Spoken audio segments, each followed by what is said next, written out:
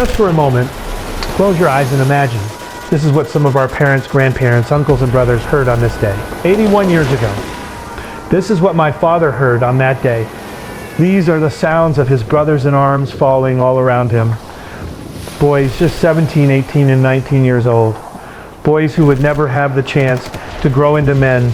Boys who would never go on to have families of their own.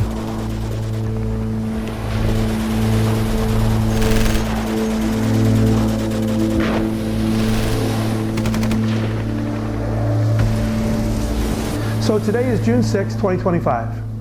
81 years ago today, tens of thousands of American soldiers and sailors and Allied troops stormed the beaches of Normandy in France to free Europe from tyranny, and many of them lost their lives. My father and his family were there. My dad was a motor machinist's mate in the Navy, and his job, his MOS for combat, was driving a Higgins boat, otherwise known as a landing craft. And you all have seen landing craft because those are the small boats that drop the troops off on the beach. And he made 6 trips that day, and he put a lot of soldiers on the beach.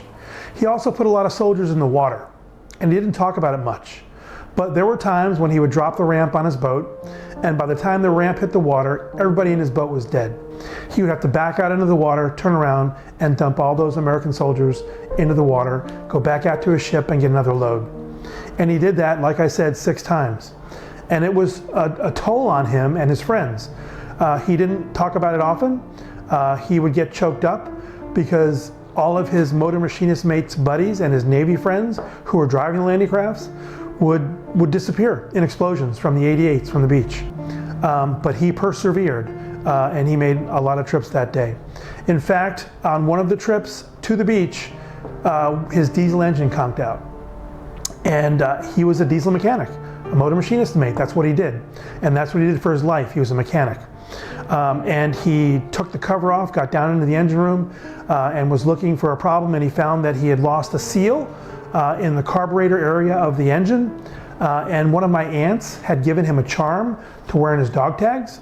And when he leaned over to try and fix the problem, the charm fell out of his chest on his dog tag, and the charm was a round charm, and it fit exactly where it needed to go. He ripped it off his dog tags, he placed it in that engine piece where it was missing, and he fixed his engine and he continued on his mission. So that was fortuitous. It was a gift from God. It was a gift from my Aunt Gilda, who helped him with that battle that day. And when it was over, he went back to the beach, and then his job was to clear landmines. And he would, they were called bouncing Bettys. And they would run on the beach, they would step on the bouncing Bettys, and they would run up on the element Cs, which were those steel and railroad tie crosses that you saw on the beach. They would run up those, the bouncing Bettys would pop up around 3 feet and blow up.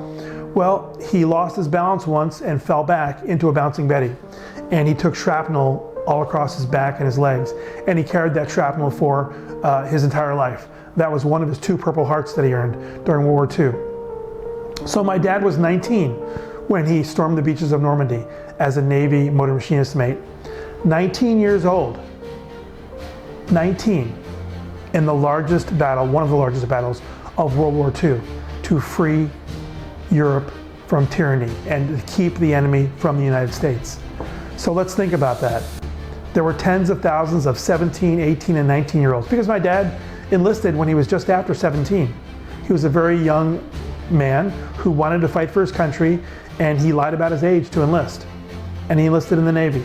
He went to Great Lakes Naval Training Center on Navy Pier in Chicago, as did one of his brothers. And you'll see some pictures, I hope, where you'll see my Uncle Frank and my dad together in their same Navy motor machinist mates uniforms. You'll see my dad standing in front of his mom's house, where there's not 1, not 2, not 3, not 4, but 5 stars of their 5 siblings who fought in World War II to keep our country free. And that's why we call them the greatest generation of Americans, because nobody said, I'm not going to fight in that war, it's not my war. They stood up for America. They did what was right. They joined the Navy, they joined the Army, they joined the Army Air Corps. They did whatever they could do to get into the Army. They lied about their age, they lied about health conditions because they wanted to fight.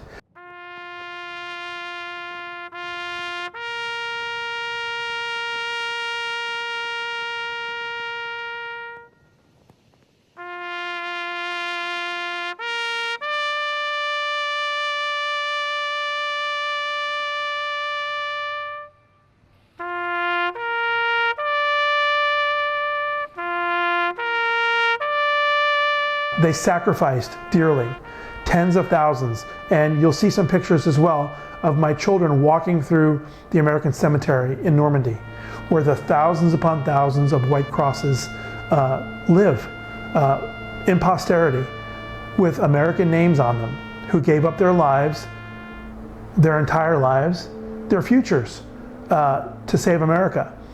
It's funny, we were at dinner the other night, and I was sitting there with my wife and 3 of my daughters and my grandson Will, and we started to talk about the D-Day landings. And we said, you know, if my father had been killed during D-Day, we would not be here. None of us. I wouldn't have met Lydia and married her, and we wouldn't have had these kids. And it would have been a whole history of a family that never existed. Because I have 5 brothers and sisters. And we probably have 30 first cousins and 20 grandchildren and several great-grandchildren. They would have never been had my father been killed.